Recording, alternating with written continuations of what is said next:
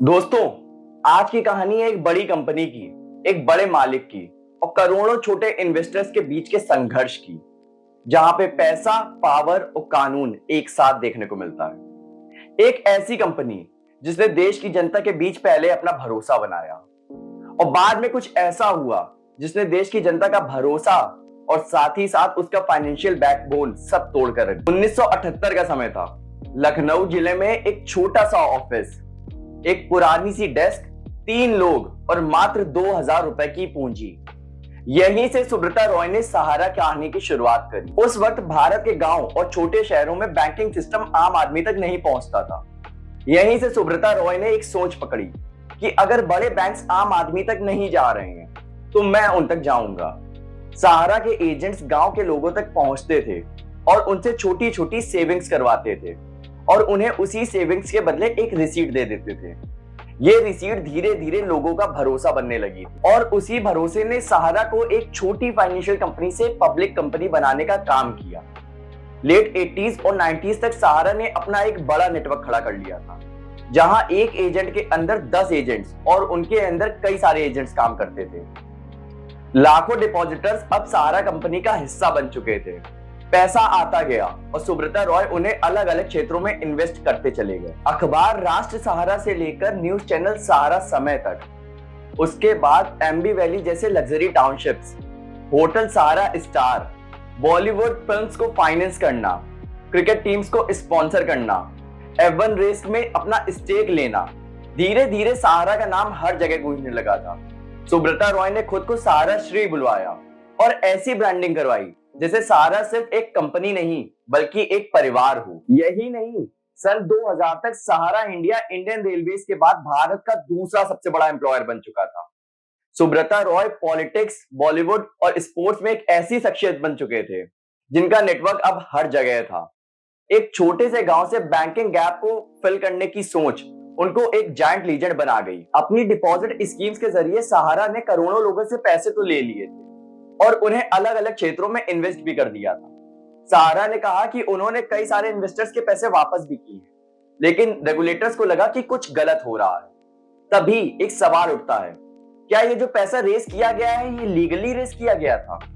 और इस कहानी की शुरुआत होती है 2010 के आसपास, जब रेगुलेटर सेबी ने सहारा की कई सारी कंपनीज पर सवाल उठाए। तब जाकर पता चला कि सहारा ने पैसा रेस किया है वाया एक इंस्ट्रूमेंट जिसको optionally fully convertible debentures OFCDs कहते हैं। सीधा सीधा बताऊं तो ये एक प्रकार का बॉन्ड होता है जिसको बाद में इक्विटी में कन्वर्ट किया जा सकता है।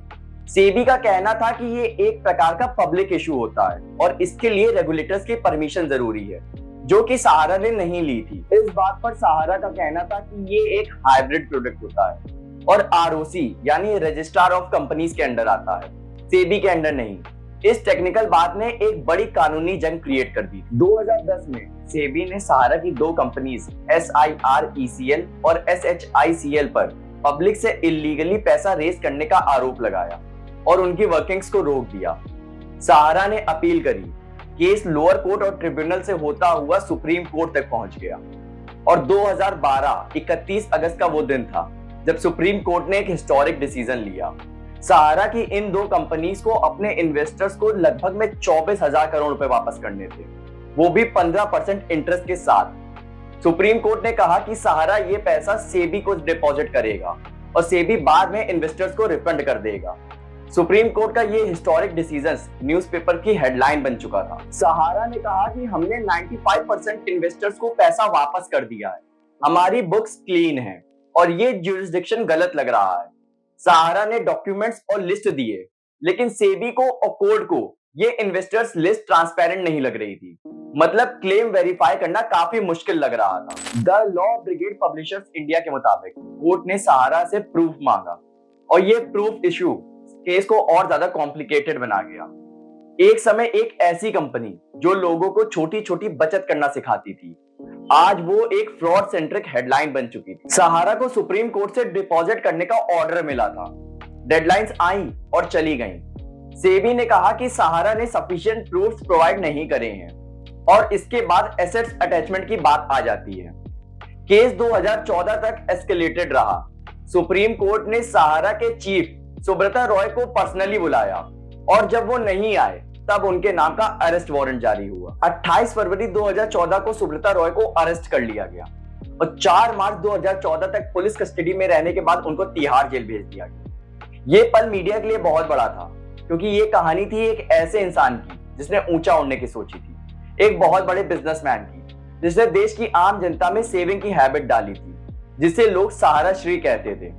कोर्ट ने उनको कारावास की सजा के साथ साथ ये भी बोला कि अगर सहारा ने पैसे वापस नहीं किए तो उनकी प्रॉपर्टीज भी बेची जा सकती। सुब्रता रॉय के तिहाड़ जेल भेजे जाने पर उनके सपोर्टर्स और एम्प्लॉयज काफी इमोशनल हुए। कोर्ट ने कहा कि अगर सुब्रता रॉय ने सेबी के पास डिपॉजिट्स नहीं किए तो उनके एसेट्स को लिक्विडेट कर दिया जाएगा। जब सुब्रता रॉय जेल में थे उसी दौरान उनकी मां का देहांत हो जाता है और उस समय उनको पैरोल पर भेजा जाता है। 2016 में उनको रिलीफ भी मिलता है, लेकिन कोर्ट केसेस चलते रहते हैं। ये वही कहानी थी जहां से सहारा श्री बने सुब्रता रॉय अब सहारा स्कैम की सीढ़ियां चढ़ चुके थे। कोर्ट के ऑर्डर के बाद भी इन्वेस्टर्स को जो रिफंड किए गए वो बहुत कम अमाउंट था, वो बहुत छोटा अमाउंट था एज कंपेरेबल टू टोटल। कई रिपोर्ट्स के मुताबिक सेबी ने 2012 से 2022 के बीच इन्वेस्टर्स को मात्र 138 करोड़ रुपए रिफंड किए, जो कि बहुत छोटा अमाउंट था, और कोर्ट ने ऑर्डर किया था 24,000 करोड़ का। आप डिफरेंस समझ सकते हैं कि सहारा को कितने रुपए की पेनल्टी लगी थी और सहारा ने मात्र कितने रुपए वापस किए। इन्वेस्टर्स का कितना बड़ा लॉस हो चुका था। सहारा ने कहा कि हमने 95% इन्वेस्टर्स को खुद पैसा रिफंड किया है। उन्होंने टैक्सेस और टीडीएस डिटेल्स भी प्रोवाइड कराई, लेकिन कोर्ट और सेबी को डिटेल्स सफिशिएंट नहीं लगी। ये मिसमैच ने पब्लिक में एक बहुत बड़ा आउटरीच क्रिएट कर दिया था। सहारा ने कहा कि उनके पास ओवरसीज में कई सारी प्रॉपर्टीज हैं। न्यूयॉर्क में स्थित द प्लाजा होटल जैसे एसेट्स तक को बेचने के कई सारे एफर्ट्स किए गए। कोर्ट ने कहा कि सहारा की 2 कंपनीज SIRECL और SHICL प्रॉपर्टी सेल प्लान को सबमिट करें ताकि इन्वेस्टर्स को रिफंड जल्द से जल्द हो सके। सहारा ने कई सारी प्रॉपर्टीज बेचने की कोशिश भी करी, लेकिन लीगल इनकम्बरेंस और बायर्स इंटरेस्ट जैसे इश्यूज सामने आते रहे, जिससे पैसा तुरंत अरेंज नहीं हो पाया। कोर्ट ने काफी बार सहारा पर इंटरेस्ट के तौर पर एडिशनल लायबिलिटी बढ़ा दी। कई रिपोर्ट्स का तो ये तक मानना है कि सहारा पर ये एडिशनल लायबिलिटी बढ़ने पर टोटल लायबिलिटी लगभग में 40,000 करोड़ रुपए की पहुंच जाती है। सुप्रीम कोर्ट ने अपनी रीसेंट हियरिंग में सहारा से रेगुलर स्टेटस अपडेट मांगा है और रीजन पूछा है कि इतना स्लो प्रोसेस क्यों हो रहा है प्रॉपर्टी को सेल करने में, इन्वेस्टर्स को रिफंड समय पर क्यों नहीं मिल पा रहा है। लेकिन कहानी चाहे जितनी भी बड़ी क्यों ना हो, जितनी भी सुंदर क्यों ना हो और जितनी भी दर्दनाक क्यों ना हो, उसका अंत जरूर आता है। 14 नवंबर 2023 को सुब्रत रॉय का देहांत हो जाता है और इसी के साथ सहारा का एक चैप्टर भी बंद हो जाता है। लेकिन केसेस अभी भी चल रहे हैं क्योंकि टोटल लायबिलिटीज, एसेट सेल और इन्वेस्टर रिफंड्स आज भी पेंडिंग है। कोर्ट के नजरिए से ये केस एक लैंडमार्क बना जो बताता है कि रिटेल इन्वेस्टर प्रोटेक्शन और फाइनेंशियल रेगुलेशंस कितनी बड़ी चीज है। तो दोस्तों, ये कहानी सिर्फ एक स्कैम की कहानी नहीं, बल्कि ये कहानी है ट्रस्ट, रेगुलेशंस और गवर्नेंस की। एक तरफ बड़े लोग और फ्लैशी लाइफस्टाइल्स और दूसरी तरफ हर घर का आम आदमी जिसके पास महीने भर में काफी कम रकम आती है और जो लोग काफी देर तक इंतजार करते हैं अपने पैसे वापस आने का। कोर्ट ने अपना फैसला दिया, लेकिन जस्टिस का सफर अभी भी चल रहा है। लोगों को लग रहा है कि उनका पैसा अभी भी जल्दी वापस आ सकता है।